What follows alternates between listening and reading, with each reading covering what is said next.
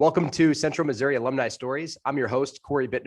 Today, I am excited to be joined by a very special guest.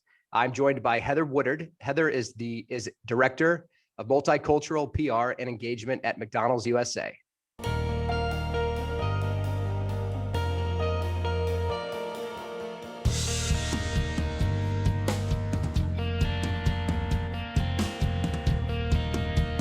Hi, Cory. Hi, Heather. How are you doing today? I'm happy. I'm excited to talk to you today. Thank you for inviting me. Of course, I'm happy to have you here. And I know that you have traveled from Chicago, where you live, to Kansas City here recently. So I guess you've made the trip from one sub-zero environment or one deep freeze to another. But hopefully you're doing okay and staying warm the best you can right now. I am, and I'm grateful.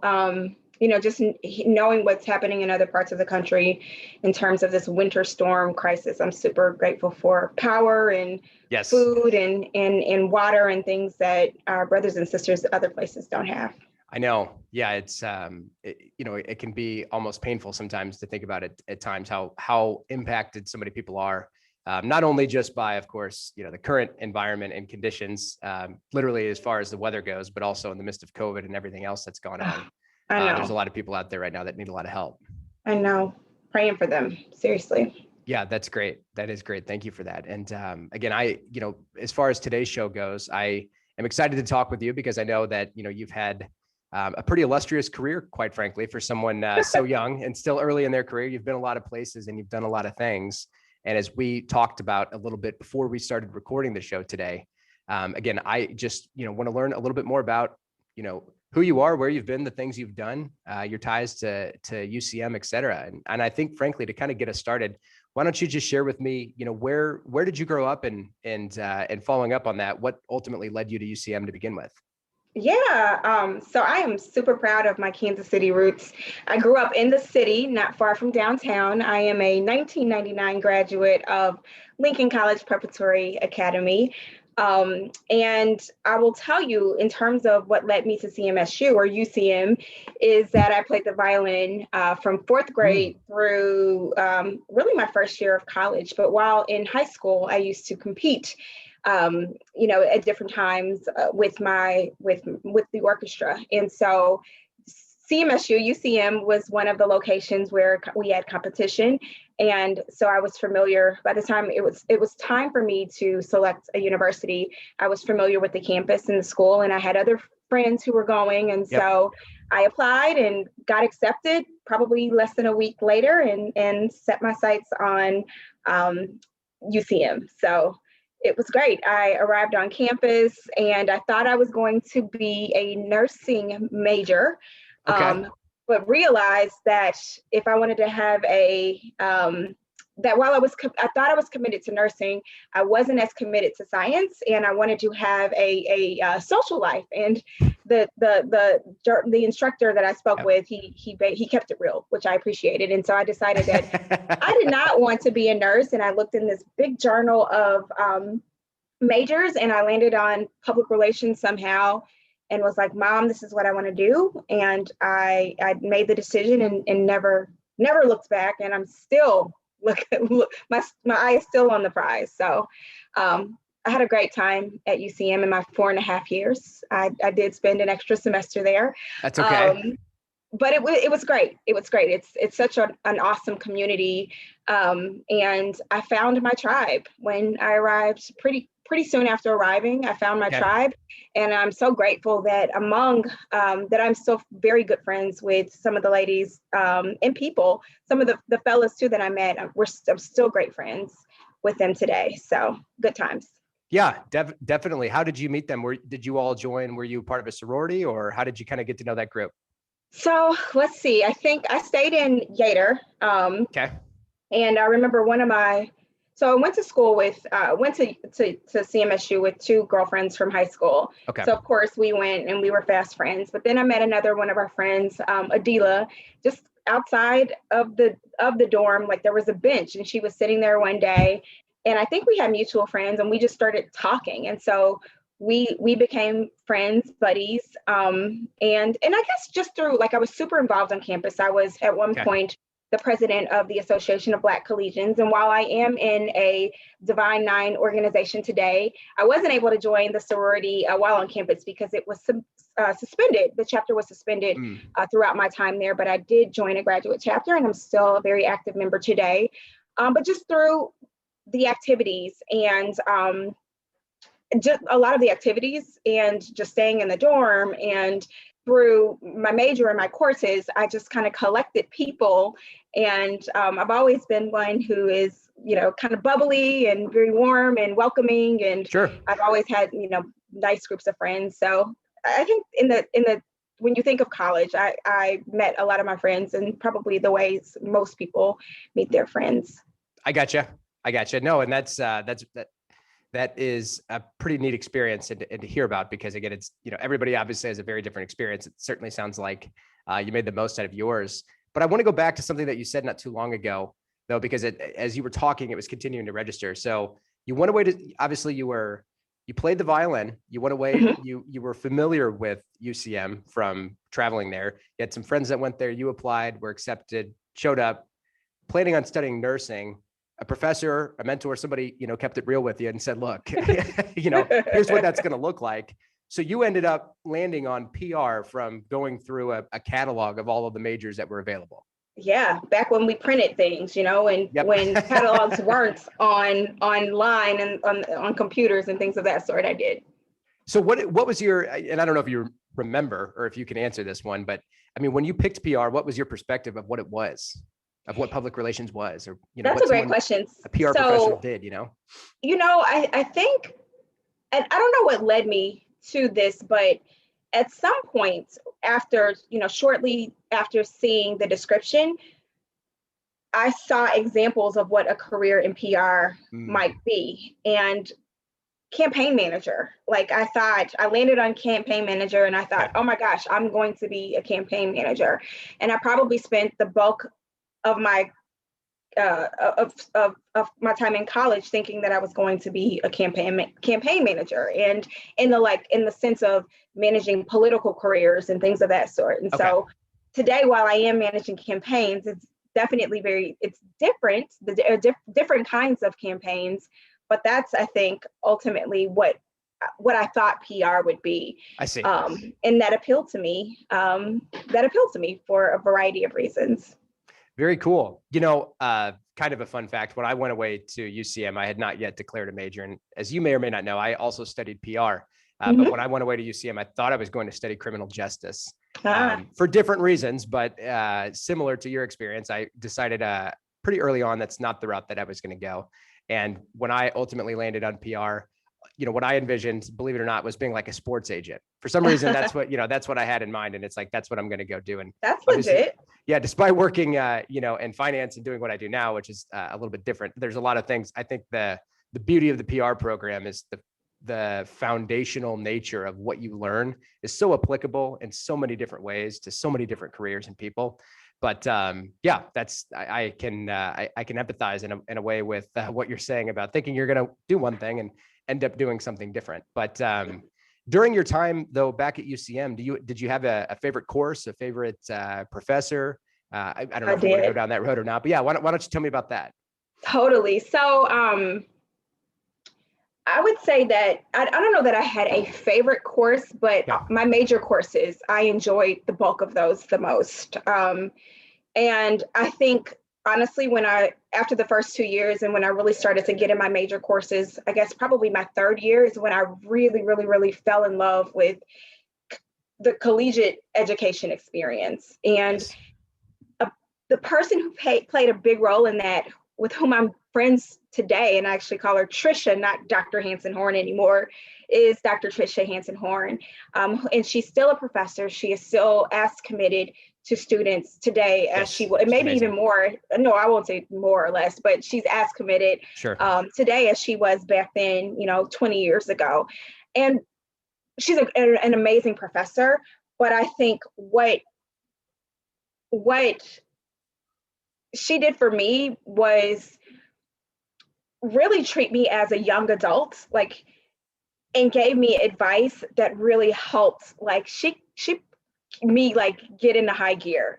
I was one of those students who it's like, hey, like I probably leveraged my personality more than, Fair enough. it's to I kind can of, imagine. Yeah. to like, if I distract you with my smile, then I can be late to class. And so she was like, okay, yeah, that's only going to get you so far. Yeah. Don't be late again, these are the consequences. And by the way, like in the real world or world outside of college, like it's only going to get you so far. So if you want to be great, then cut it out. But if you want to be average, then keep at it. And it hurt my feelings because I'm like, oh my gosh.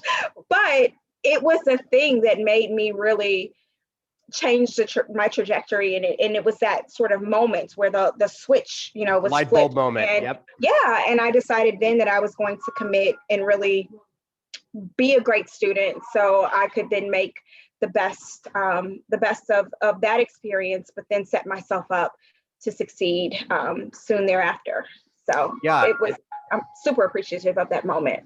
Yeah, and that's great to hear because, again, my experience going through the PR program, working with Dr. Hanson Horn, still having a relationship, of course, today was very similar. And that, ultimately, I think that there's probably a lot of college students that in some ways, might struggle with having that conversation or hearing that because for a lot of them, frankly, it might be the first time they've ever had anybody say like, not smack you up off the back of the head and say, look, you kind of need to get your stuff together here. But again, there's a big difference between having a parent-child relationship with the professor and having an adult-to-adult relationship. And I think that's so critical in development because, 18 to 22 or 23 years old are such transformative years for people. And it sounds like they were transformative in a positive way for you too, which is great to hear. And she cared, and as an African-American woman on that campus, when so many people didn't look like me in my classes, I certainly had a village. Like, it's like when you go to school and you're like one among many, and then after class you are with your people, with your tribe. Like, for her, that I was just so grateful for that moment because it let me know that she cared about me. And she still cares. Like, she texted me yesterday. She doesn't even know we're talking today, but she texted me yesterday to just check in. And I'm really active with our professional advisory board, the PR professional advisory board. And so she's been like a gift from CMSU that's continued to give. Yeah, that's great. And I love hearing those stories. And what's so much fun about hosting the show is that I've talked, everyone's circumstances are different, of course, but so many different guests from so many different areas doing so many different things today, from corporate executives to entrepreneurs and everything in between. It seems like almost everyone has maybe not necessarily the same connection, but something similar, right? It's like you said, and kind of like we talked about, that having that light bulb moment.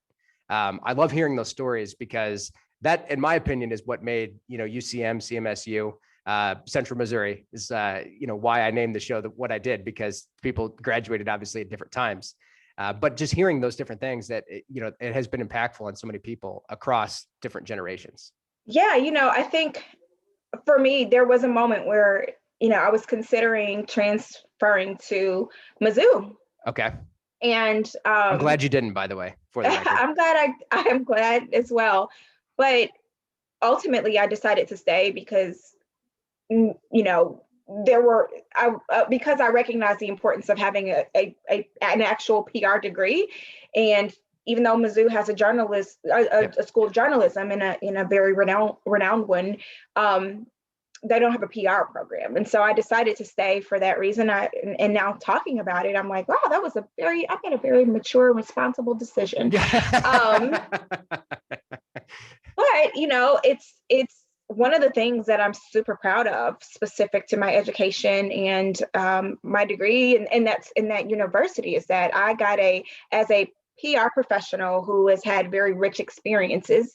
I got a PR degree from this small school in the middle of nowhere, in the minds of many of my colleagues. And I can say today, as a professional, that the classes there and the program is like super strong, and it the classes were what I needed to be armed with the tools to succeed as a very junior person in the industry. Yep, absolutely. I think, I'm sure pound for pound, right? I mean, you'd stack what you're doing up with just about anybody, and regardless of where somebody went to school and what they did. My experience, again, with the PR program was just the same. Yeah, and I would say too, if you don't mind, Sure. I remember, and this is, in the event that there are students listening, one of my sort of most memorable experiences happened when I was, oh my gosh, there are actually two really rich moments. Okay. So I was like gearing up or preparing for the Public Relations Society of America Student Society conference that I think was happening in New Orleans that year. It's our trade industry. And so I like put together this portfolio, and I was an ambassador through the alumni office. Yep. And so I was invited to attend this luncheon where, there were a lot of grad alumni and all of that. So I sat at this table and I met this man and he's like, well, what do you want to do? And I told him, and I'm like, I'm headed to this conference and I've created this, like, probably spent my last $100 on my portfolio, and I had a copy. Yep. And I gave it to him, and turns out his daughter was a vice president at Fleischman Hillard. And she eventually became my first boss. And I didn't hear back or hear anything from them in that first year or for like a year. But then randomly I applied for a job there. And when they called me, they didn't have my current resume. They had the resume from when I had given it to Jim, and who's now deceased, Jim McDowell. It was a resume that I'd given him. So I made that connection. Cool. I knew that he had done what he said he was going to do, and I was hired. And again, his daughter became my first boss at Fleischman, which is one of the world's largest PR agencies, headquartered in St. Louis. Very cool.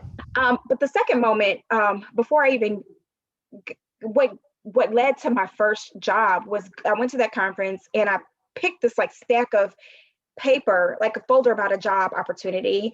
And I get back and I'm going through, like right before Thanksgiving holiday, I'm going through my things and I see the flyer about the job. And I almost didn't apply because I told myself, like, oh, they're never going to pick a girl from CMSU. They're probably looking for, the Yale, the kid who's graduating from Yale or USC, or Northwestern or whatever. Or Northwestern or the University of Arizona because of their comms departments, et cetera. But something just told me, like, no, apply. And short of it is that I got the job. I applied, I got the job. And it was like this cool little situation where I was one of 6 people to drive the country to talk about the benefits of drinking milk. It was through the Got Milk campaign, through Weber Shandwick, which is another global PR agency. And of the 6 of us that were part of this like special team, we were called the advanced team, I was the only one offered a full-time job. For a variety of reasons, but one of them being hustle, but also my preparedness. But so the message here, though, if there are any students on the line, and I guess it's for adults too, is like never discount yourself. Like don't ever play small and miss out on an opportunity. Because if I had played small and if I had listened to that, like the little thing on the right shoulder, and versus the left, and not applied, then I wouldn't have gotten the job that led to the other job, that led to the other job, et cetera. And just know that, like, at the end of the day, it's about preparedness. It's about who you are and what you bring to the table. And in that moment, CMSU, UCM prepared me for that experience. And that is why I was at the table. Right along with the Northwestern and the Yale and the USC folks, who, by the way, again, didn't get the full-time offer. This little girl from CMSU did. Yeah, that's very cool. I love that because I don't know if we've always defined it maybe the way that we do now, but I would imagine, from children, students, college students, professionals, right? I think the imposter syndrome is very real. And that's something that so many people suffer from, and they may not even know it or don't know how to define it. And I know that I'm sure we've all had those experiences where it's like, I can't do this, or I'm not capable of that, or whatever it might be. But in some ways, like you're saying, look, someone's going to do it. It might as well be you. And it doesn't matter where you're from or what you've done or whatever it's going to be. If you put in the work, if you prepare yourself, you can do it. Yeah, no, you're so, and it's exactly it. And then I didn't know that it had a name.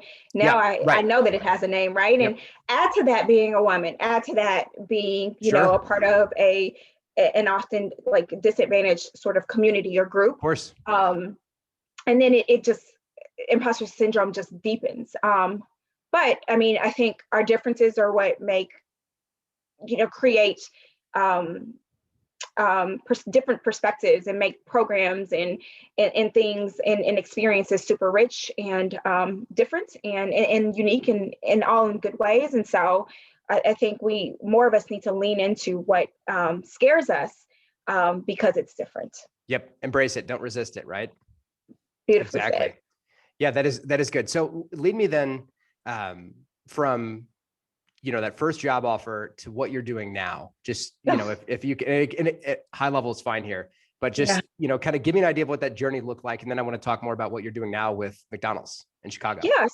So interestingly, I in one of my like corporate cultures classes, it was a summer class, I think in my last year.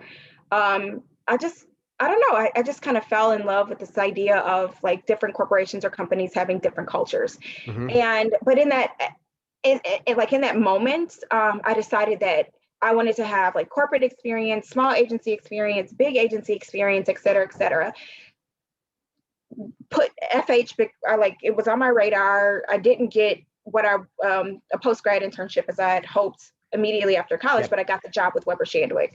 So first job really, helped me, gave me experience, cut my teeth in the industry, gave me media relations experience. But in PR, especially if you decide to go take the path that I did, like hustle and grit and having like stick-to-itiveness, like, and just like learning how to like trust your intuition and your gut and not take no for answer, all things that I developed like early in my career with not just the first job, but the second one as well. And so fast forward to today, I'm still doing, I spent most of my career in agencies. I got the big agency experience. I got in headquarters. I got the big agency experience at a small office. I got boutique experience working for a Black-owned boutique. And then I went in-house and did like a corporate stint that felt very much like an agency job. Then I went to a marketing agency, and that is when McDonald's became my client. And I started their PR department and then got called to go corporate at McDonald's USA. And I felt it in my heart that in that moment, it was the right decision to make. And it was the job that sort of brought together all of my varied experiences and, gifted me an opportunity to lead a team and to have a voice a seat at the table, not just a seat, but silverware at that table as well. So I'm director of multicultural PR and engagement for Which McDonald's. is such a cool and unique title. I mean, there's I know. I can only imagine. Tell me what goes into that. I work really closely with our multicultural marketing team to basically help tell stories around food, community, and fun to Black, Hispanic, and Asian customers. Okay. And again, all in the US. And then I'm sort of viewed as a subject matter for all things sort of like African American or Sure. Black, in addition to the multicultural sort of consumer stuff. So whether it's DE&I or similar to like how agencies work, where you have like practice groups and things of that sort, I very much feel like sort of a counselor within among my team, not just my team, but then just like the larger sort of marketing function. And it's great because I think people think of, and I thought it, but McDonald's, you think of like big behemoth brands, global brands, and probably that there are 1 million people touching things. And while we are big and we are all of those things, our teams are small. So I'm really lucky to say that our chief marketing officer knows me. My boss, I have a great relationship with my boss, but her boss, he called me last week on my cell phone, and so we're not so big that people are untouchable, but it also speaks to our culture. We have a great culture where, all opinions are welcome. and valued. If you have an idea, you can share it. And I mean, ultimately, you know, if it is for the greater good, then it's like, okay, let's hear what's that's, you know, it's let's hear it and let's be about it. I have direct reports. I manage a team, and I'm actually hiring right now. And, you know, one person is assigned to the day-to-day work specific to African American and Hispanic and Asian, but ultimately we're one multicultural team. And we work very closely to just push, you know, to ensure that our customers feel good about the brand. And that's my priority. Like it's when it comes to reaching these audiences, I want them to feel good about McDonald's, the company, Sure. and how we show up for them and their families and their community. So good that is why they choose us versus the competitors. Of course, because I think at the end of the day, like a burger is a chicken sandwich is a chicken sandwich. I mean, Sure. we just launched a chicken sandwich, by the way, and it is the bomb. So everybody go get one. But I'm going to try one. I haven't tried it. Especially good. But when you think of like this savvier sort of customer and this Gen Z customer they care, they want to know what you're doing for the greater good, for the world.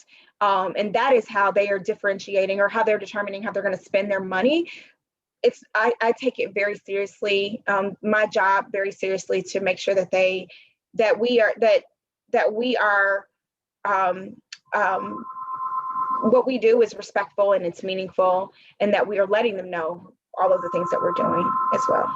Sure. No, absolutely. And I think obviously a lot of that, I think, probably stems from something you said, right? Going back to your group, your team, accessibility of executives, you know, and everybody within the company. It all starts with that culture, right? And I'm curious from your perspective, as you know, as a small business owner myself, and I know there's been a lot of other, you know, entrepreneurs, business owners, et cetera, that have come on this show. And I'm sure there's some students that are listening or watching this who aspire to that.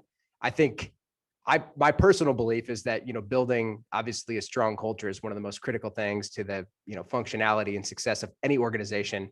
But I'd like to know, you know, in your words, what are the 2 or 3 things that ultimately define a great culture? People, first and foremost. You know, but also leadership, you know, so, and I look at leadership separately from people, because, you know, it's usually, you know, everybody's looking from top down for leadership to really dictate, you know, the culture and to set the tone for the culture. And so leadership, I would say people.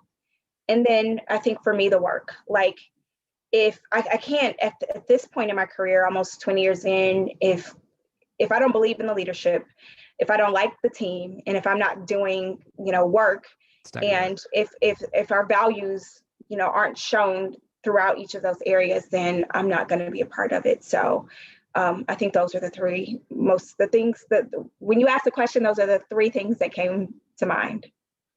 The people, the leadership, and the work. Yeah, I think that's great. Do you have any, out of curiosity, obviously you're well-versed in this area, you've done a lot of things, and, you know, presumably you've done a lot of, you know, education and learning on your own. Do you have any, on regards or on the topic of business culture, do you have any book recommendations that you would suggest for someone? And if you don't have anything specific, that's fine. I'm just curious. You know what? I don't know if it's culture related, but it's a great book. It's about Start With Why. It's a really great one. Is that Simon? There's another one. Yeah, it is. Okay. Mm-hmm. It is. And there's another one. Shoot, and I see the cover. So I'll stick with that one. Okay. All right. Good. No, I've heard that, and it's actually one that's on my list. I've not yet read it myself, but I don't think I've ever heard a bad thing about it. So Start With Why. Well, and I mean, I think ultimately our why is so important. But I think, you know, why in that title, but just fundamentally, and it's like if there's one thing that I know today that I wish I knew then, it's just always being like centered, like know your why and be willing to let go of things that don't align with your why. So I think that's a word for, you know, people personally, but then also professionally, because we should all have a why, and it could be a why, a personal why, a professional why, a why for, you know, different situations. in scenarios, but don't be afraid of walking away from those things that don't serve your why and ladder up to your why. Yes, absolutely. We talk in my organization, we talk about, what's our sort of guiding light or our North Star, right? So what is most important to us as an organization? It has to be short and sweet, and we can all contribute to that in different ways, but it's like, that's the vision, and that's what keeps things moving in that direction. Yep. And try to make every decision, obviously keeping that in mind. So, well, good. So thank you, Heather. And thinking about where you've been, what you've done, where you're at now, what comes next?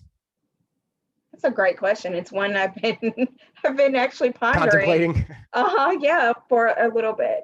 Because the beauty, I don't know, working at a place like McDonald's is that you have options. But I'm really happy career-wise right now. And I'm a part of an amazing team, which I don't take that part for granted at all. Like, I spent early in my career, I was like chasing experiences and not really caring about the team.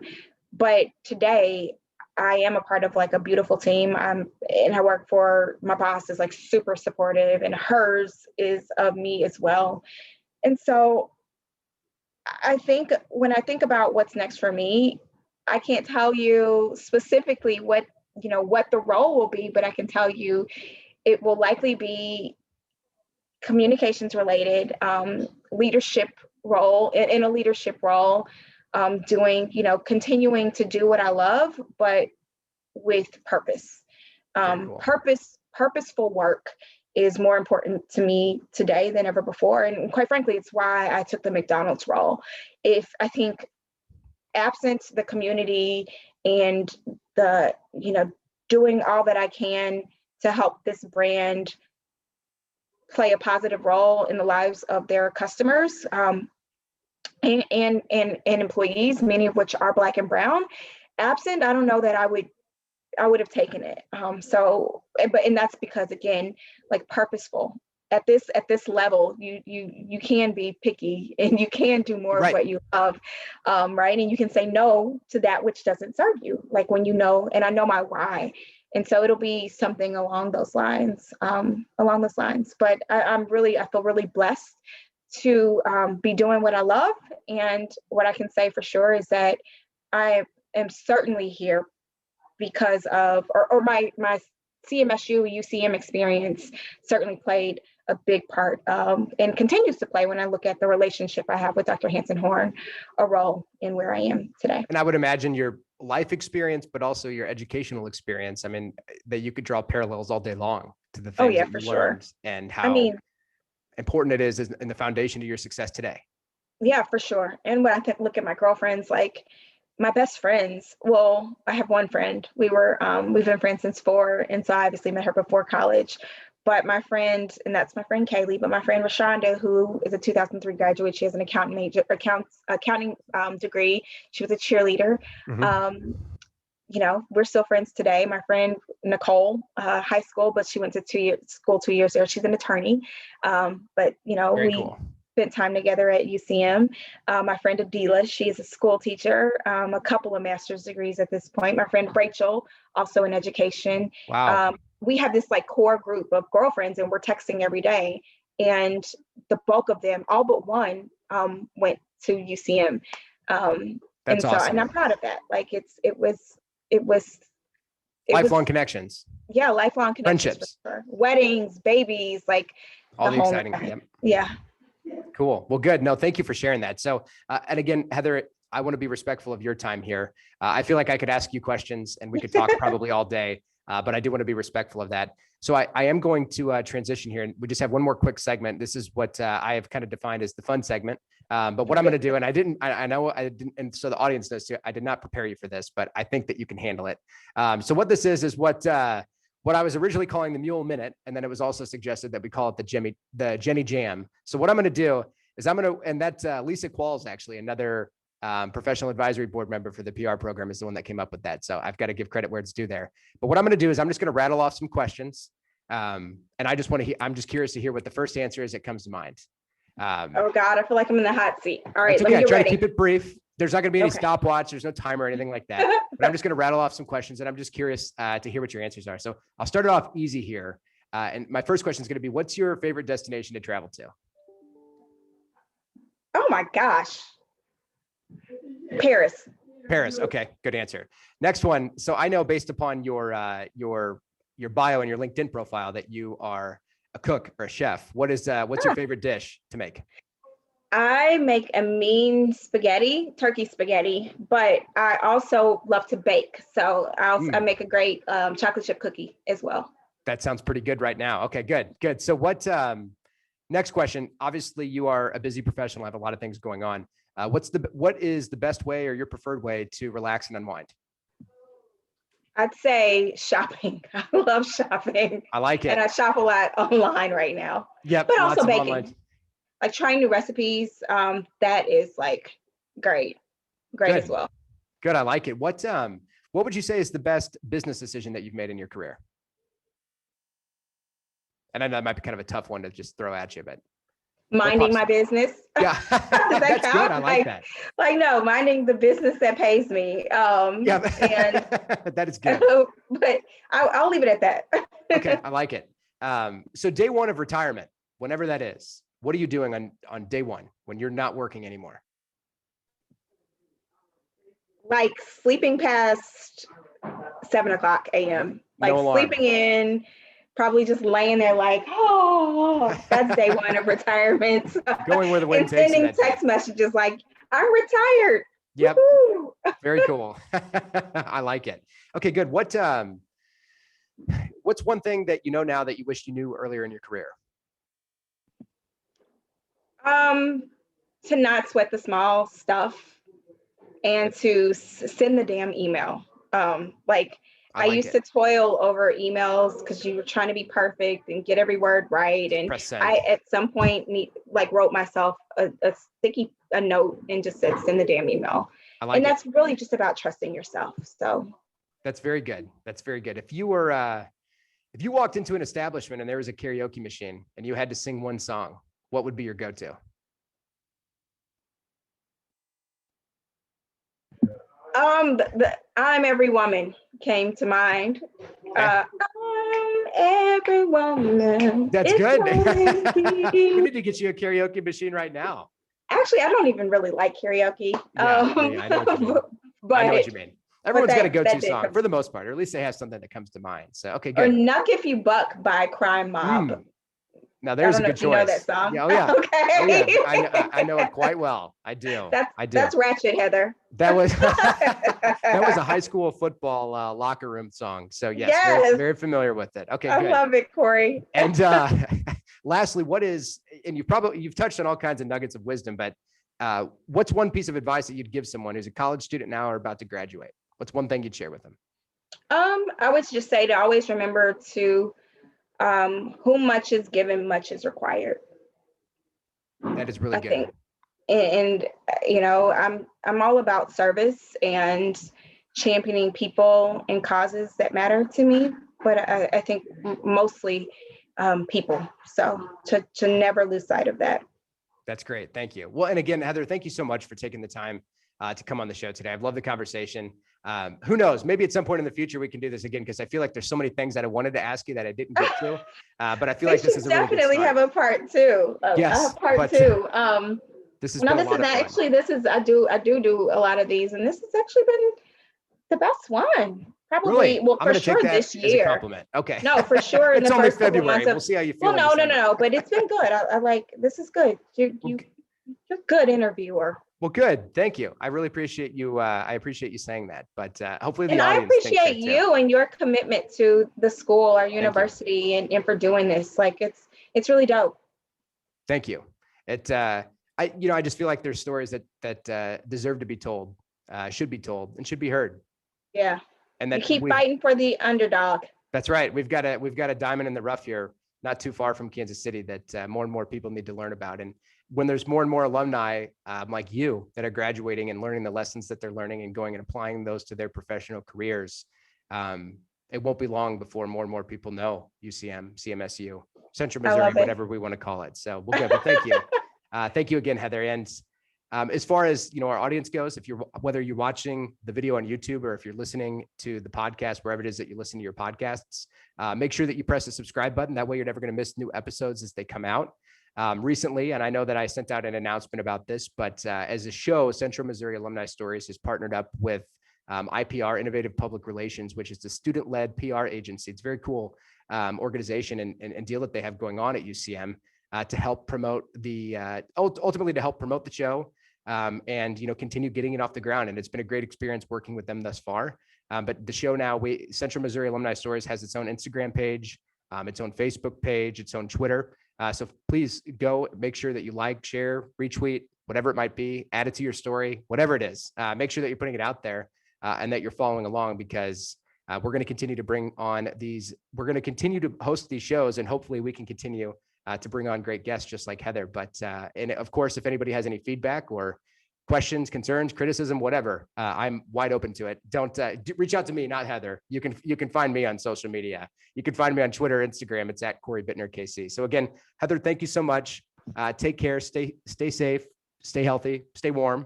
And, and keep doing what you're doing. And thank you so much for your time. Same to you. Thank you, Cory. Have a great day. Bye, everybody. Thanks for listening and watching.